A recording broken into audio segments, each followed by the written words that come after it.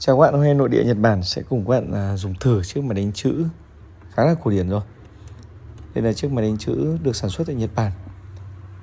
Mặc dù là sản xuất tại Nhật nhưng mà nó là máy đánh chữ có bàn phím tiếng Anh. Đóng gói rất là gọn gàng, chúng ta có thể xách đi được. Thì hồi xưa chưa có máy vi tính thì người ta hay dùng cái máy đánh chữ như này. Đây là cái nắp ở bên trên. Cái này gọi là máy đánh chữ xách tay cũng được, khá là nhỏ gọn đấy ạ. Có phần nắp này để các bạn mở ra thay ruy băng mực. Đây là giải ruy băng này. Ruy băng này là có hai màu, màu đỏ và màu đen. Chúng ta có thể điều chỉnh được. Chiếc máy này có tên là Maruzen 200. Đây dành cho thị trường Nhật Bản thì các bạn thấy nó toàn tiếng Nhật thôi.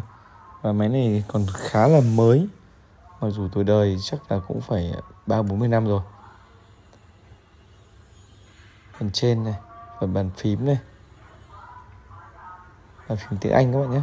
Còn đây là thông tin về sản phẩm Maruzen 200 được sản xuất tại Nhật Bản, Tokyo. Do là kim loại nên khá nặng nhé.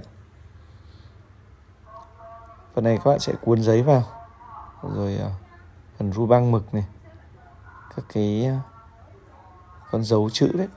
Bấm nút nó sẽ đánh dấu lên trên giấy qua ru băng kia và in mực trên giấy. Đây là kê giấy này. Bây tôi sẽ lắp thử tờ giấy A4 vào. Bạn gài vào đây. Sau xoay để cuộn vào. Rồi điều chỉnh đến vị trí cần gõ chữ nhé. Cái gạt này thì xuống dòng được đấy ạ. Đây nó sẽ gõ chữ này. Mỗi lần gõ thì nó sẽ đẩy cái chữ mà các bạn muốn gõ lên ruy băng và in trên giấy. Đây đang gõ màu đỏ này. Thì cách sử dụng nó giống như máy vi tính nhưng mà có điều là các bạn phải gõ cẩn thận hơn vì nó không xóa được.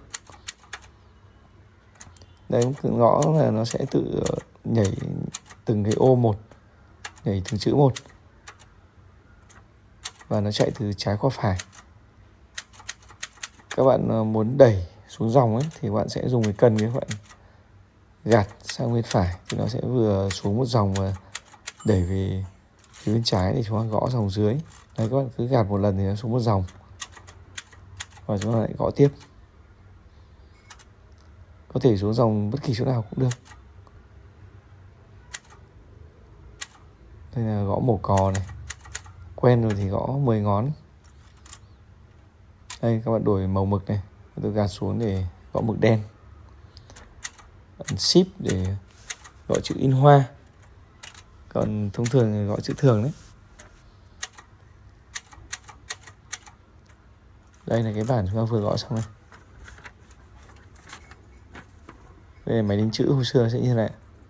Không có máy tính, máy in thì ta gõ trực tiếp vào trên giấy. Cơ cấu hoạt động khá là đơn giản. Bàn phím nó sẽ đẩy các cái con dấu chữ tác động lên ruy băng mực và in chữ lên trên giấy. Thì hồi xưa những cái máy đánh chữ này rất là quý hiếm và đắt tiền. Bây giờ thì chúng ta chỉ dùng làm đồ sưu tầm trưng bày thôi. Nhưng mà cái này vẫn gõ được như bình thường nhé.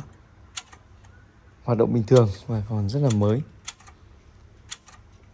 Đây là máy đánh chữ typewriter được sản xuất tại Nhật Bản.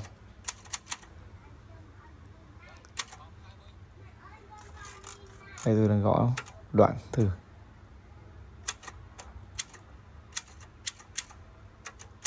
Cái này cũng có nhiều kích cỡ khác nhau. Cái để bàn thì to hơn. Cái này thì là gần như là loại nhỏ nhất ấy. Thì chúng ta xách đi di động được. Đây, máy đánh chữ từ Nhật Bản. Và rất cảm ơn các bạn đã theo dõi cái video này. Các bạn đừng quên đăng ký kênh Nội địa Nhật Bản để có thêm thông tin về nhiều các cái sản phẩm dành cho thị trường Nhật. Cảm ơn các bạn đã theo dõi. Xin chào và hẹn gặp lại trong các video tiếp theo.